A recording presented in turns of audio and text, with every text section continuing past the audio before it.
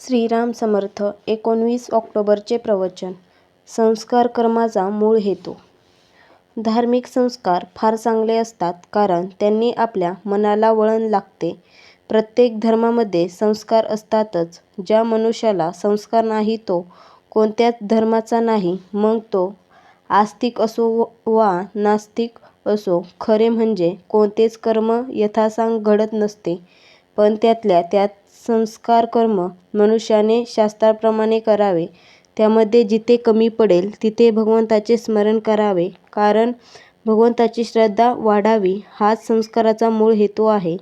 संस्कार करीत असताना जरूर असलेला धार्मिक विधी तर करावाच, पण ज्यांना आपल्याविषयी प्रेम आहे असे आणि आपल्याला ज्यांच्याविषयी प्रेम आहे असे जे लोक आहेत त्यांना जेवायला बोलवावे. लौकिक मात्र वाढवू नये.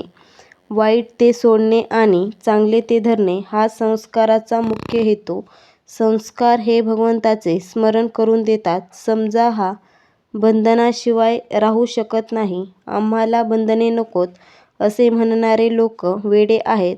बंधनामुळेच आपल्या धर्माला सनातनत्व आले आहे, म्हणून बंधनांना अतिशय महत्त्व आहे. धर्म हा कधीच बुडत नसून बंधने बुडत जातात.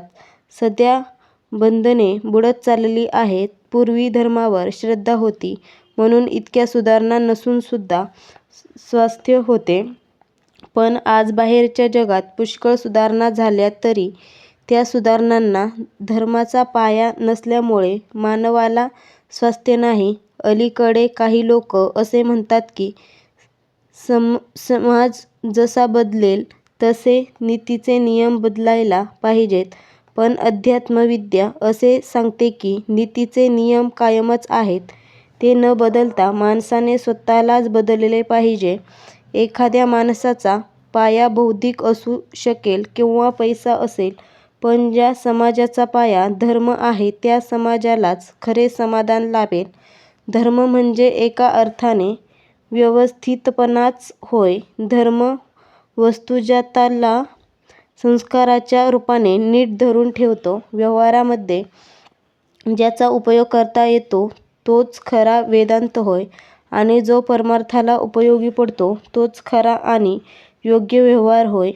भगवंत आम्हाला हवा आहे असे म्हटले तरी जग आमच्या आड येत आहे असे आम्हाला वाटते. जग आडवे का येते तर जगाशी आमचे स्वार्थाचे संबंध आहेत. म्हणून जगाशी वागताना आम्हाला निस्वार्थीपणाने व्यवहार करण्याची सवय नसल्याने जगाचा मोह आम्हाला सुटत नाही. हे सर्व नाहीसे होण्यासाठी आम्ही निस्वार्थी बनणे खरोखर आवश्यक आहे. त्यासाठी आम्हाला आमचे मन ताब्यात ठेवता आले पाहिजे आणि त्याकरिता नाम हेच साधन आहे. जन्माला येऊन काही करणे असेल तर भगवंताला न विसरता कर्मे करावी म्हणजे झाले. आजचा बोध. नामात जो प्रपंच करील त्याचाच प्रपंच पूर्णत्वाला जातो.